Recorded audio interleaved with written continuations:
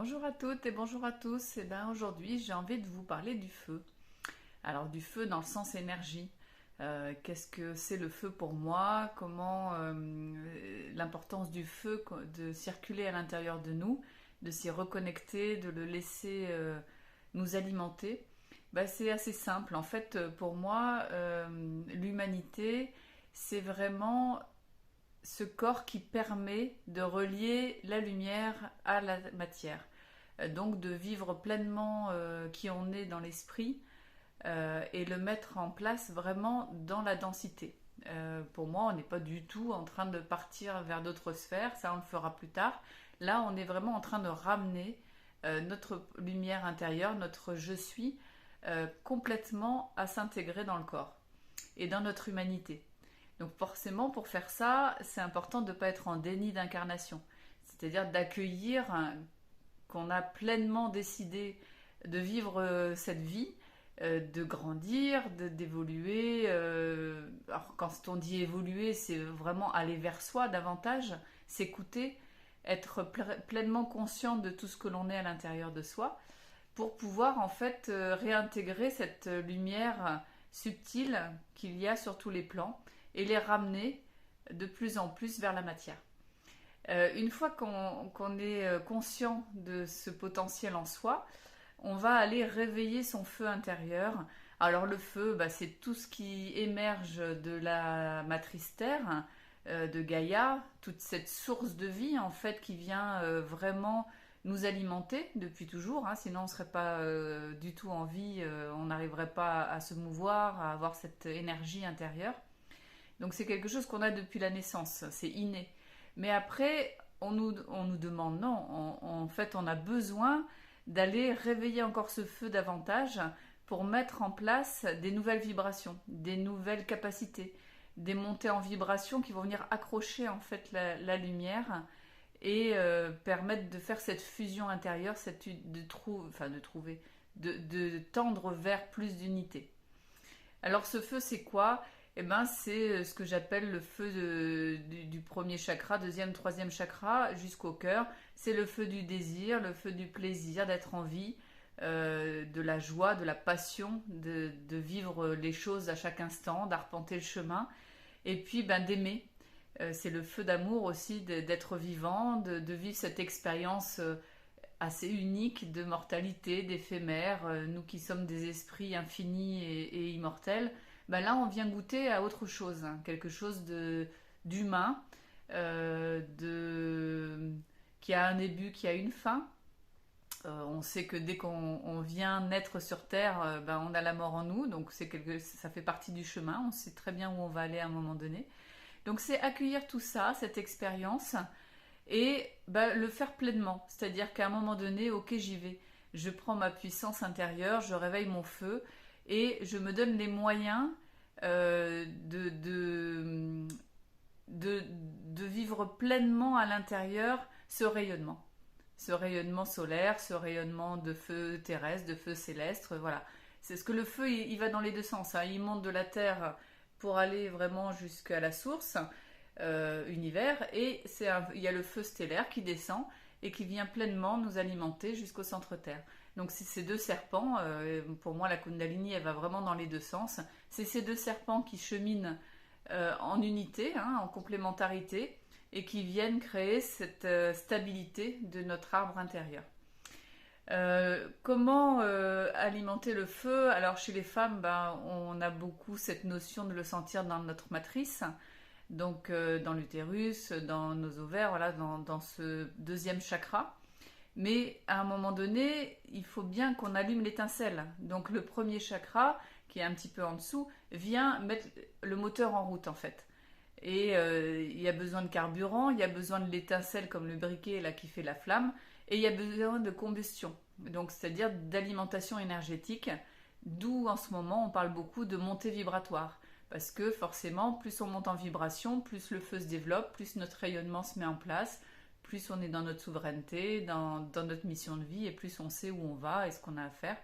Même si c'est pas toujours le cas, hein, pour tout le monde, on a des passages où on est dans l'humain et on a oublié, puis des passages où poum, on se reconnecte à notre unité, et là c'est très clair, on sait.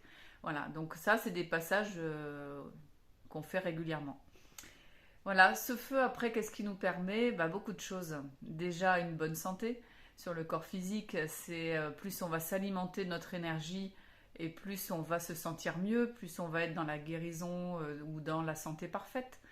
Donc ça va alimenter toutes nos cellules, tout notre infiniment petit va devenir de plus en plus tonique, en fait, de plus en plus dynamique et de plus en plus alimenté de sa source Terre, puisque je vous rappelle quand même, on a été fabriqué par la planète Terre, hein. C'est-à-dire que dès la naissance, le corps humain, il est sur des codes terrestres, hein. Même s'il y a aussi le code forcément de l'univers. Pour moi, le code de l'univers, il arrive sur la Terre, il vient au centre Terre, poum, il se connecte et hop, ça remonte de la Terre et ça revient nous alimenter à l'intérieur. Donc forcément, on reçoit de l'univers, on reçoit de la Terre, le feu stellaire et le feu céleste. Et c'est ce qui fait ce qu'on est aujourd'hui. On n'est pas que ça, hein. Là, je zoome sur un aspect. On pourrait zoomer sur notre corps d'eau, on pourrait zoomer sur l'air, voilà, sur tous les autres éléments. Mais on y viendra peut-être pour une autre vidéo. Là, on est vraiment sur ce feu. Alors, on parle aussi du feu du phénix, celui qui vient transmuter. C'est-à-dire qu'après, ce feu dans notre corps, quand on est bien nourri et qu'on s'autorise de s'alimenter pleinement à ce que la Terre nous donne en continu, parce qu'elle donne sans fin, hein, ça ne s'arrête jamais.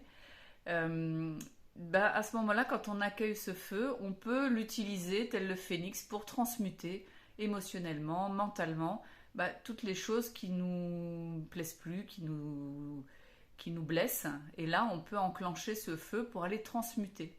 Alors souvent, la transmutation peut se faire rapidement, hein, émotionnellement, on pleure, ça dure quelques secondes. Et puis, souvent, on passe à autre chose. Mais parfois, on vient bloquer, cristalliser mentalement la souffrance. Et c'est là que ça devient un peu plus compliqué dans sa gestion, puisque après, on ressasse. On ressasse la blessure, on rentre dans la plainte et dans la problématique de ne pas réussir à s'en sortir. Alors avec soi-même, hein, pas forcément avec les autres, mais c'est quelque chose qui vient s'alimenter intérieurement. Et le feu du phénix permet de venir aussi transmuter toutes ces blessures, même dans le mental, hein, laisser ce feu venir à l'intérieur du cerveau, venir transmuter les choses et aller au-delà dans le spirituel, dans l'ego, venir aussi ramener ce feu pour venir dans l'alignement, brûler tout ce qui n'a plus lieu d'être dans l'instant présent. Donc ça, c'est des magies. Après, on peut rentrer dans l'explication des magies. La magie du feu, c'est une grande magie de transmutation, tel le phénix. On a le feu du dragon qui est encore un peu plus fort, hein, et qui va cramer tout ce qui n'a plus besoin non plus. Moi, j'aime beaucoup le phénix parce que lui, il vient en même temps brûler et faire renaître. Donc ça peut être hop comme ça, instantané. On n'a pas besoin de souffrir. Ça fait la transmutation immédiate. Donc toutes les flammes intérieures, les flammes, alors on entend beaucoup de noms différents, mais on peut avoir la flamme violette, la flamme verte de résurrection aussi, d'amour, voilà. Il y en a des tonnes. L'important, c'est de laisser toutes ces flammes vous aider en fait dans votre magie à l'intérieur de vous-même à transmuter, à enlever toutes les couches qui ne sont plus utiles aujourd'hui. Bon voilà, j'avais envie de vous parler du feu, de la transmutation. Alors bien sûr, une fois qu'on a ce feu dans le cœur d'amour, alors amour pour soi en premier, parce qu'une fois qu'on est bien servi, on peut redistribuer.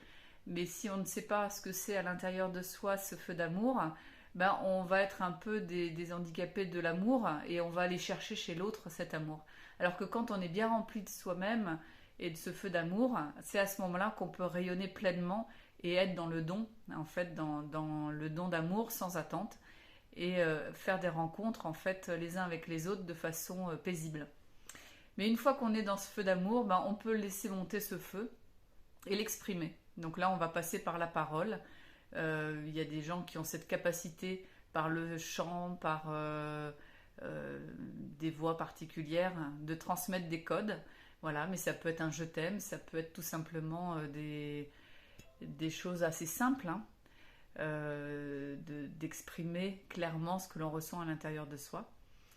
Et puis on peut aller après mettre le feu jusqu'au troisième œil, où là on va aller brûler les voiles d'illusion qu'on peut avoir même si on ne le voit pas, hein, parce que parfois on est tellement dedans et on a toujours été tellement dedans que ça nous semble normal. Mais si on veut à un moment donné ouvrir cette capacité de voir clair sur différents plans, et ben ce feu peut nous aider à enlever les voiles. Voilà. Il faut être prêt aussi à assumer derrière tout ce qu'il peut y avoir et tout ce qui peut se passer. Et puis si on continue à monter ce feu à l'intérieur jusqu'au septième chakra, là on est sur le feu, la flamme de la conscience je suis. Et là on va prendre conscience de notre reliance au tout et à tous les plans dits haute vibration, qui sont des plans plus subtils, on va dire, plus éthérés, mais qui nous apportent une autre façon de voir les choses aussi, une autre lumière, et surtout une reliance à notre source 1, à vraiment cette couleur que l'on a nous, cette flamme propre qui est la nôtre. Et on va repartir dans l'autre sens, donc accueillir cette flamme qui est la nôtre pour la remettre à l'intérieur de notre corps et puis l'offrir du coup à la terre, l'offrir dans notre rayonnement de ce que l'on est sur terre. Voilà, donc plein de capacités. Si vous voulez des précisions, n'hésitez pas à me poser des questions. Et puis je vous souhaite voilà, de bien réveiller vos flammes et de bien accueillir vos magies. Parce qu'on ne s'en rend pas compte, mais on a beaucoup de magie à l'intérieur de nous. Bye bye.